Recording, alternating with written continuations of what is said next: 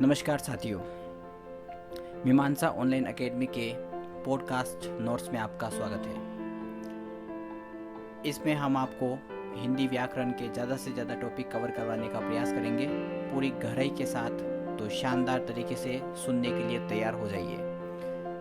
दोस्तों, सबसे पहले हम बात करेंगे संज्ञा की। संज्ञा यानी होता है किसी का भी नाम। अब तक तो हमने ये पढ़ा है कि किसी व्यक्ति, वस्तु या स्थान के नाम को संज्ञा कहते हैं। तो आज मैं आपको एक नई चीज़ बताने वाला हूँ कि जो भी हमारी आंखें देखती है वो सब संज्ञा कहलाता है। अगर हमारे दिमाग में किसी तरीके से कोई भी इमेज बन जाती है, कोई चित्र बनता है, अगर वो चित्र स्पष्ट नहीं है तो वो बनेगा जातिवाचक संज्ञा।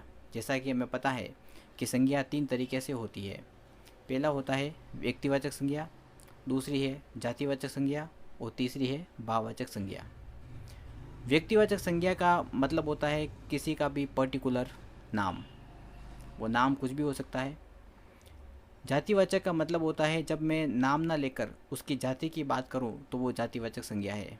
जैसे अगर मैं कहता हूं देश, तो देश में हम कंफ्यूज हो जाएंगे कि कौन सा देश, पर जैसे ही मैं कहता हूं भारत तो हम पता लगा सकते हैं कि भारत एक नाम है। तो भारत हो जाएगा व्यक्तिवाचक संज्ञा और देश हो जाएगा जातिवाचक संज्ञा। और अगर क्लियर करें तो जैसे ही मैं आपको कहता हूँ कक्षा, अब किसी बालक को अगर ये कहा जाए कक्षा में जाओ, तब वो कंफ्यूज हो जाएगा। उसके दिमाग में बहुत तरह के चित्र बन जाएंगे कि कौन सी कक्षा में जाना है। पर जैसे ही मैं कहता हूँ 10वीं कक्षा, तो वो तुरंत प्रभाव से समझ जाएगा कि उसे 10वीं कक्षा में जाना है।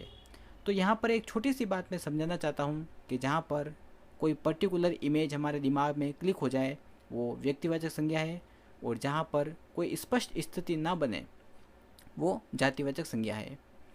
तीसरी तरह की बात करता हूँ भाववाचक संज्ञा, यानी कि जिसको हम टच नहीं कर सके वो भाववाचक है।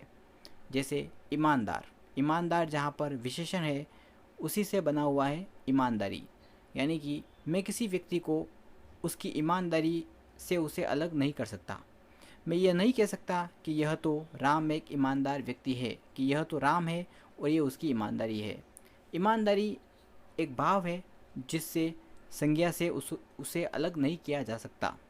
तो इस तरह से व्यक्तिवाचक संज्ञा, जातिवाचक संज्ञा और भाववाचक संज्ञा 3 रूप मैंने आपको बताए। अब यहाँ पर प्रतियोगी परीक्षा के दृष्टिकोण से हमें ध्यान रखना है कि भाववाचक संज्ञाएँ जब बहुवचन में प्रयुक्त की जाती है तब वो जातिवाचक बन जाती है। जैसे यहाँ तो गंदगी का ढेर है, अब यहाँ पे गंदगी भाववाचक है, पर जैसे ही यहाँ पर गंदगियों का ढेर है बनेगा तो यहाँ पे गंदगियों शब्द जो है वो जातिवाचक में चला जाएगा।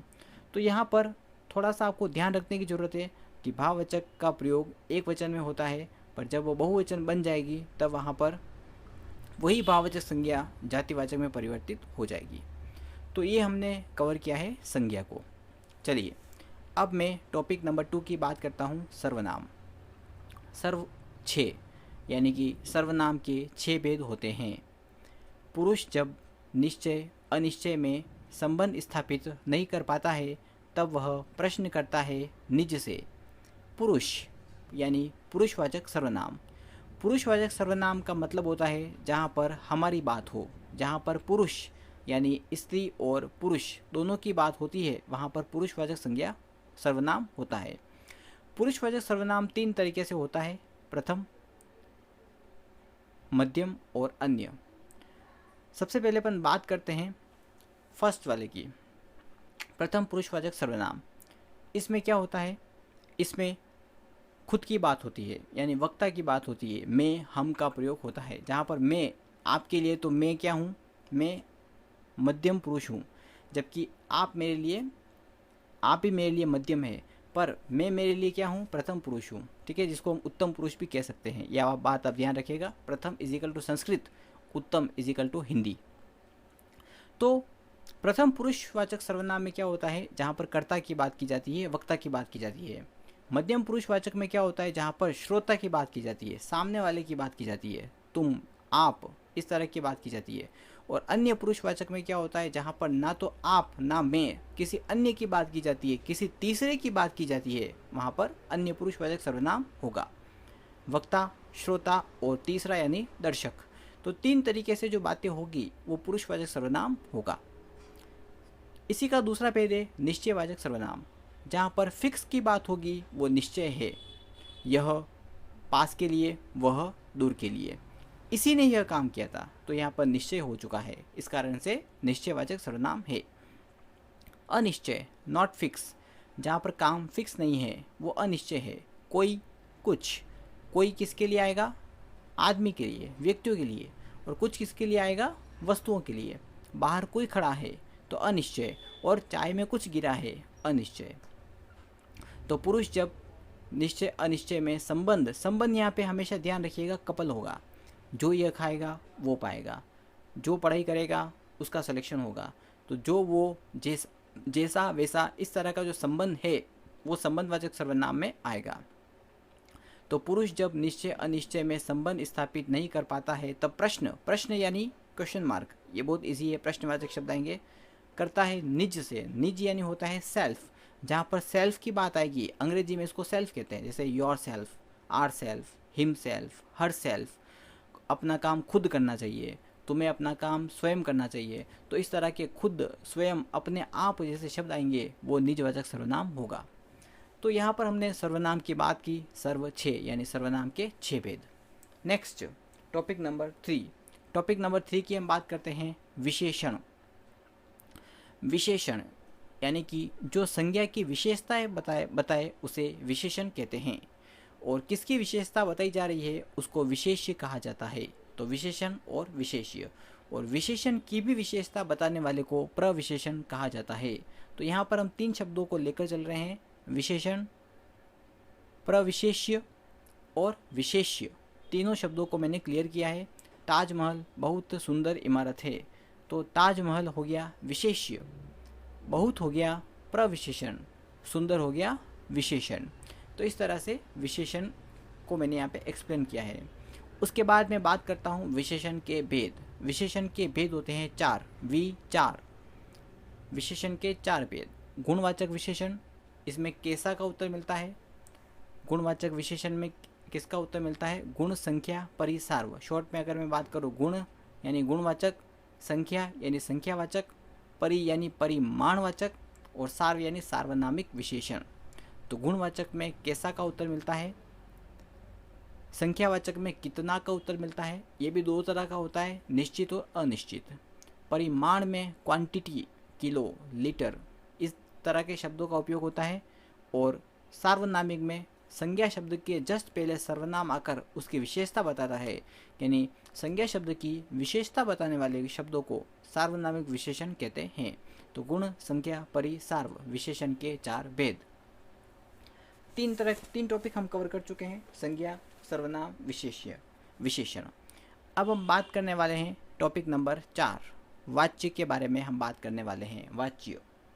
वाच्य क्या होता है? यानी कि किसी वाक्य में कर्ता की प्रधानता है, या क्रिया की प्रधानता है, या कर्म की प्रधानता है। कुल मिलाकर प्रधानता बताने वाले शब्दों को ही वाच्य कहा जाता है। वाच्य क्या होते हैं? ये वाच्य को अंग्रेजी में वॉइस कहते हैं। इंग्लिश में ये 2 ही होते हैं, एक्टिव वॉइस और पैसिव वॉइस, जबकि हिंदी में ये 3 होते हैं, कर्तावाच्य, कर्मवाच्य और भाववाच्य। कर्तावाच्य का मतलब होता है कर्ता की प्रधानता। इसमें क्रिया कर्ता के अनुसार होती है। जैसे राम पढ़ता है, तो राम पुल्लिंग है तो क्रिया भी कौन सी होगी? पढ़ता। सीता पढ़ती है, तो सीता अगर स्त्रीलिंग है तो क्रिया भी कौन सी होगी? पढ़ती। कर्तावाच्य में आपको ध्यान रखना है कि इसमें सकर्मक और अकर्मक वाक्य दोनों ही आएंगे। दूसरा है कर्मवाच्य। नाम से ही स्पष्ट है, इसमें कर्म की प्रधानता होगी। कर्म हम कैसे निकालेंगे? जब हम क्रिया शब्द को किसको का प्रश्न करेंगे तब कर्म आपको मिल जाएगा। जैसे राम ने खाना खाया, अब खाया, राम ने आम खाया। अब खाना यहाँ पे क्रिया है, जब मैं क्रिया को किसको का प्रश्न करूँगा, किसको खाया? आम को खाया, तो आम यहाँ पे मेरा कर्म हो जाएगा। कर्मवाच्य में आपको ध्यान रखना है कि इसमें से या द्वारा का प्रयोग होता है। इसमें क्रिया कर्म के अनुसार बनेगी। जैसे राम के द्वारा किताब पढ़ी जाती है, अब यहाँ पे राम भले ही पुल्लिंग है पर क्रिया पढ़ी आया क्योंकि कर्म जो है वो किताब है, तो किताब के कारण यहाँ पर क्रिया बनी, तो इसलिए कर्म के अनुसार क्रिया होगी। और कर्म वाच्य में हमेशा और हमेशा सकर्मक वाक्य ही आते हैं क्योंकि सकर्मक वाक्य में ही कर्म की प्रधानता होती है। तीसरा, भाववाच्य। भाववाच्य में भी से द्वारा का प्रयोग होता है, परंतु यहाँ पर हमेशा अकर्मक वाक्य का ही प्रयोग होगा, यहाँ पर सकर्मक वाक्य नहीं आएंगे। भाववाच्य में असमर्थता का बोध भी होता है, जैसे मुझसे चला नहीं जाता, मुझसे खाया नहीं जाता, वह दौड़ नहीं सकता। तो इस तरह के जो वाक्य हैं वो भाववाच्य की पहचान है। यहाँ पर एक बात ध्यान देने योग्य है कि भाववाचक में हमेशा क्रिया की प्रधानता होती है, जैसे चलो अब चला जाए। अब इस वाक्य में क्या हो रहा है कि यहाँ पे चलो एक क्रिया, अब ये स्थानवाचक शब्द है, अब नहीं समय संबंधी शब्द है, चला ये दूसरी क्रिया है, जाए ये तीसरी क्रिया है। तो यहाँ पे क्रिया की प्रधानता होने के कारण ये भाववाच्य बनेगा। तो भाववाच्य में आपको हमेशा ध्यान रखना है कि यहाँ पर अकर्मक वाक्य ही आएंगे, प्लस क्रिया हमेशा एक वचन पुल्लिंग होगी। खाया नहीं जाता, देखा नहीं जाता, इस तरह के जो वाक्य हैं वो आपको भाववाच्य में मिलेंगे। अब कर्मवाच्य में ये बात भी आपको ध्यान रखनी है कि जो ऑफिशियल सेंटेंस है वो सारे कर्मवाच्य में आएंगे, जैसे कर्मचारियों को वेतन दिया जाएगा। तो इस तरह के अगर कहीं पर भी आपको वेतन, अवकाश, इस तरह के शब्द अगर मिलते हैं जो कि कार्यालय में उपयुक्त होते हैं, वो हमेशा कर्मवाच्य में आएंगे। और अगर कोई क्रिया अचानक होती है, गिलास टूट गया, अब अचानक होने वाली क्रियाएं हम भाववाच्य में डालेंगे। तो कर्मवाच्य और भाववाच्य में मुख्य रूप से अंतर मैं वापस बता रहा हूँ कि सकर्मक वाक्य इज इक्वल टू कर्मवाच्य, अकर्मक वाक्य इज इक्वल टू भाववाच्य। से द्वारा लगा दोगे तो वो बन जाएगा भाववाच्य में, और नहीं लगाओगे तो वो बनेगा कर्तावाच्य में, क्योंकि कर्तावाच्य में सकर्मक और अकर्मक दोनों तरह के वाक्य आते हैं। तो ये मैंने पूरी कंडीशनिंग की है आपकी वाच्य की। नेक्स्ट मैं बात करने वाला हूँ पदबंध। नेक्स्ट टॉपिक है आपके सामने पदबंध। पद क्या होता है? जब किसी शब्द में कारक चिन्ह लग जाते हैं तब वो पद बन जाता है। जैसे राम, राम शब्द है शब्द, राम ने बनते ही वो बन गया पद। तो पदबंध यानी कि पदों का जो समूह है वो पदबंध कहलाता है। पदबंध हिंदी में 5 तरह के होते हैं। पहला होता है संज्ञा पदबंध, यानी कि जब पद का काम करे वहाँ पर तब वो संज्ञा पदबंध कहलाएगा। जैसे हमारे पड़ोसी का लड़का बहुत शरारती था। अब यहाँ पे लड़का शब्द पर ही वाक्य डिपेंड है, यहाँ पे पदबंध का काम कर रहा है, तो लड़का जातिवाचक संज्ञा है, इस कारण से यहाँ पे संज्ञा पदबंध बनेगा। दूसरा है सर्वनाम पदबंध, यानी कि जब वाक्य में सर्वनाम काम करेगा तब वो सर्वनाम पदबंध बनेगा। जैसे बहुत बोलने वाले तुम आज बड़े चुप हो, तो यहाँ पे तुम शब्द तक जो है वो सर्वनाम पदबंध बनेगा, क्योंकि बात तुम की हो रही है और तुम क्या है? सर्वनाम है। तीसरा है विशेषण पदबंध, जब संज्ञा और सर्वनाम की बहुत सारे पद मिलकर विशेषताएं बताएंगे तब वो विशेषण पदबंध कहलाएगा। जैसे राधा बहुत सुंदर सुशिक्षित अच्छी लड़की है, तो यहाँ पे राधा बहुत सुंदर सुशिक्षित तक जो है वो विशेषण पदबंध चलेगा, क्योंकि यहाँ पे राधा की विशेषताएं बताई जा रही है। आगे हम बात करने वाले हैं क्रिया विशेषण पदबंध। क्रिया विशेषण पदबंध में आपको ध्यान रखना है कि जो क्रिया की जो विशेषता बताए वो क्रिया विशेषण पदबंध कहलाएगा। जैसे कुछ लोग सोते सोते चलते हैं, अब यहाँ पे चलना की विशेषता बता रहा है कि कैसे सोते सोते, तो यहाँ पर क्रिया की विशेषता बताने के कारण ये क्रिया विशेषण पदबंध कहलाएगा। तो पदबंध के हमने 5 प्रकार आपको बता दिए। नेक्स्ट हम बात करने वाले हैं वाक्य। वाक्य क्या होते हैं? शब्दों का सार्थक समूह वाक्य कहलाता है। वाक्य के कितने अंग होते हैं? वाक्य के 2 अंग होते हैं, उद्देश्य और विधेय। यानी जिसकी बात की जाए कर्ता इज इक्वल टू उद्देश्य, और क्या बात की जाए वो उसका कहलाएगा विधेय। ये आपको ध्यान रखना है। अब मैं बात करता हूँ वाक्य के प्रकार। वाक्य के 2 प्रकार होते हैं। अंग मैंने 2 बताए थे, उद्देश्य और विधेय। उसी तरह वाक्य के प्रकार 2 तरह से होते हैं। पहला होता है अर्थ के आधार पर और दूसरा होता है रचना के आधार पर। अर्थ के आधार पर वाक्य 8 तरह के होते हैं और रचना के आधार पर वाक्य 3 प्रकार से होते हैं। जैसे अर्थ के आधार पर की बात करता हूँ। पहला विधानवाचक, यानी कि सिंपल सेंटेंस, कर्ता कर्म क्रिया जहाँ पे होते हैं वहाँ पर विधानवाचक वाक्य होता है। जैसे मोहन सोता है, राधा पढ़ती है, तो सिंपल सेंटेंस जो है वो विधानवाचक वाक्य कहलाएंगे। उसी तरह से निषेधवाचक, नंबर 2 में बात करता हूँ निषेधवाचक, नेगेटिव सेंटेंस, नहीं, मत, ये बोध होगा, वो नेगेटिव सेंटेंस होंगे। थर्ड प्रश्नवाचक, प्रश्नवाचक यानी क्वेश्चन मार्क। 4 आज्ञावाचक, आज्ञावाचक का मतलब होता है कि जाओ बाहर बैठकर पढ़ो। ये आपको ध्यान रखना है कि आज्ञा यहाँ पर दोनों तरह की चलेगी, अनुमति भी और आदेश भी। कृपया बाहर बैठिए, ये भी आज्ञावाचक है, और बाहर जाकर बैठो, ये भी आज्ञावाचक है। उसके बाद इच्छावाचक, इच्छा में आशीर्वाद, कामना, इस तरह के जो इच्छाएं हैं वो सारी यहाँ पे आएगी, यानी कि वेल विशेष, भगवान करे तुम्हारा सिलेक्शन हो, मोहन चलो अब चला जाए, तो यहाँ पर भी इच्छा का बोध हो रहा है, इस कारण से यहाँ पर इच्छावाचक आएगा। संदेहवाचक, संदेहवाचक में आएगा शक, हो सकता है, शायद, संभवतः, ये आपके संदेहवाचक में जाएंगे। संकेतवाचक, एक पर दूसरा डिपेंड, तो आएगा, तो अगर बारिश होती तो ये कपड़े सूख जाते, तो इस तरह की जो कंडीशन है, कंडीशन वाले सेंटेंस आपके संकेतवाचक में जाएंगे। और लास्ट है विस्मयवाचक, विस्मयवाचक में क्या होता है, इमोशंस आते हैं, हर्ष वाला हो सकता है, शोक हो सकता है, घृणा, आश्चर्य, वाह, अरे, हाय, तो ये सारे विस्मयवाचक में जाएंगे। तो इस तरह से अर्थ के आधार पर वाक्य के 8 प्रकार मैंने बताए। अब मैं बताने वाला हूँ रचना के आधार पर 3 भेद, सरल, संयुक्त, मिश्रित। सरल वाक्य जिसमें कर्ता एक से अधिक हो सकते हैं पर काम एक होगा, जैसे राम, श्याम, मोहन बाजार जाते हैं। अब यहाँ पे काम करने वाले 3 हैं पर यहाँ पे काम एक हो रहा है, तो ये हो गया काम बाजार जाने का। तो जहाँ पर एक से अधिक उद्देश्य तो हो सकते हैं परंतु विधेय एक ही होता है, उसे सरल वाक्य कहते हैं। नेक्स्ट संयुक्त वाक्य, जहाँ पर 2 स्वतंत्र उपवाक्य मिलकर वाक्य का निर्माण करते हैं, वो संयुक्त वाक्य कहलाता है। लेकिन, किंतु, परंतु, और, तथा, एवं, या जैसे समुच्चयबोधक शब्दों के साथ में ये जुड़ता है। तीसरा है मिश्रित वाक्य। मिश्रित में क्या होता है, एक प्रधान होता है और बाकी सब उस पर आश्रित होते हैं, जैसे ज, त, अ, की, ई। ज यानी जब, ज्यों, त यानी तब, त्यों, अ यानी अतः, की छोटा की क्योंकि, और ई यानी इसलिए। ये जहाँ पे आपको देखने को मिल जाए वो मिश्रित उपवाक्य होता है, मिश्रित वाक्य होता है। नेक्स्ट मैं बात करता हूँ, तो 3 तरह की मैंने बात यहाँ पर की। पूर्वकालिक क्रिया का आप ध्यान रखेंगे, जब हम संयुक्त वाक्य को या मिश्रित वाक्य को सरल में कन्वर्ट करेंगे तब आप पूर्वकालिक क्रिया का ध्यान रखते हुए इसको कन्वर्ट करेंगे। उसके बाद मैं बात करता हूँ उपवाक्य की। उपवाक्य, हिंदी में 3 तरह के उपवाक्य होते हैं, स्वतंत्र उपवाक्य, प्रधान उपवाक्य और आश्रित उपवाक्य।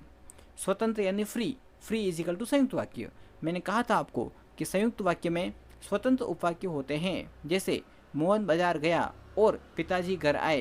तो यहाँ पे पहला उपवाक्य भी फ्री है, दूसरा उपवाक्य भी फ्री है। फ्री का मतलब दोनों एक दूसरे पर डिपेंड नहीं है, तो स्वतंत्र उपवाक्य हो गया। दूसरा है प्रधान उपवाक्य, मेन उपवाक्य, जो कि मिश्रित में आता है, जैसे राम ने कहा कि वह बाजार गया।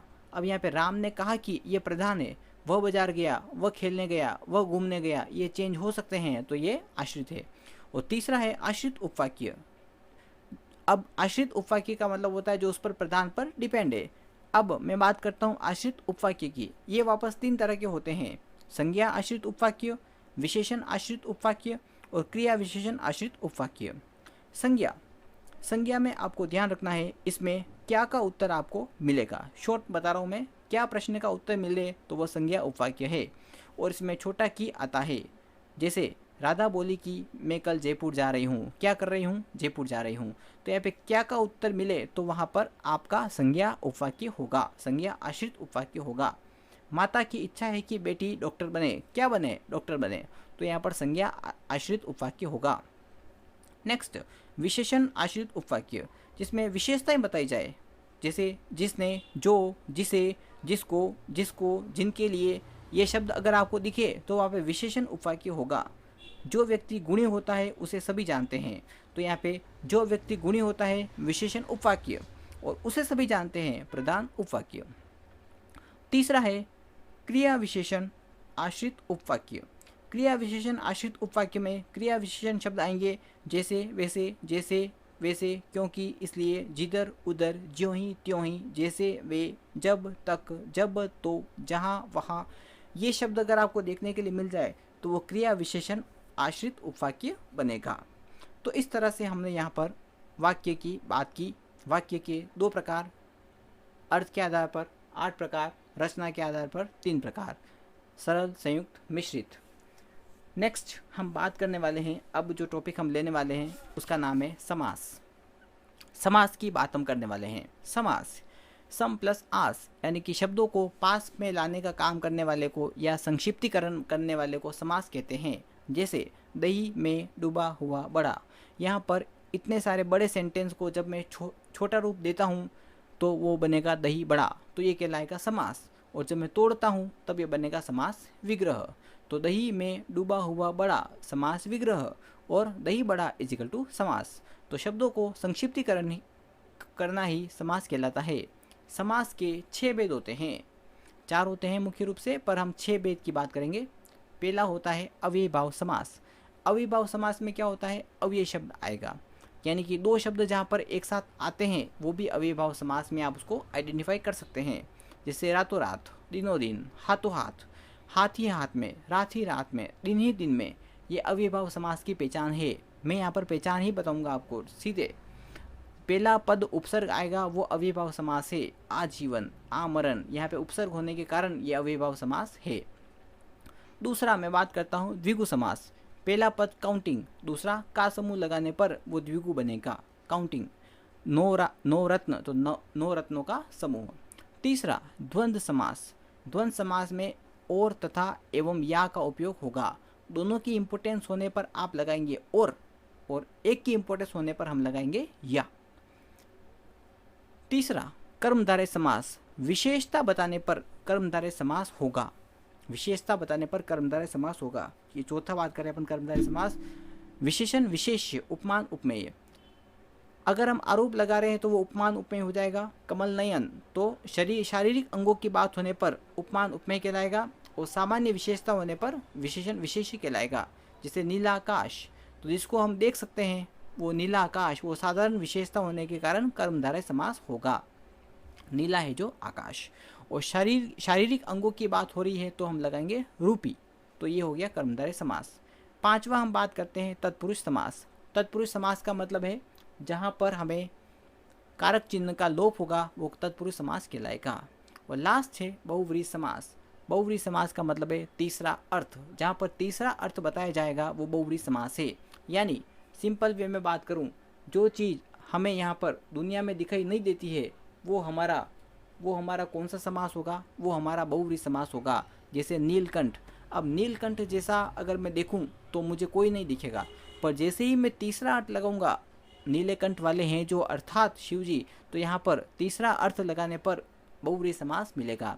तीसरा अर्थ ना लगाने पर उसका आंसर कर्मधारय में चला जाएगा और तीसरा अर्थ लगाने पर वो मुझे बहुव्रीहि में चला जाएगा। और सिंपल अगर मैं बताऊं तो जो चीज़ हमारी आंखों से दिखती है वो कर्मधारय समास है और जो हमारी आंखों से नहीं दिखता है वो बहुव्रीहि समास है। जैसे दशानन, तो दशानन जैसा इस दुनिया में हमें कोई नहीं दिखता है तो ये बहुव्रीहि समास है। और नीलगाय, तो ये नीलगाय होती है तो इस कारण से कर्मधारय समास है। तो यहाँ पर एक छोटे से एग्जाम्पल के द्वारा, ट्रिक के द्वारा मैंने आपको ये बताया है। तो बहुत सारे टॉपिक मैंने इस वीडियो में कवर किए हैं और नेक्स्ट वीडियो में मैं आपको संधि वगैरह सब चीज़ पूरी हिंदी व्याकरण क्लियर कराऊंगा। चैनल को शेयर करें, सब्सक्राइब करें और लाइक पर प्रेस करके और लाइक पर प्रेस ज़रूर करें। धन्यवाद। Thank you very much.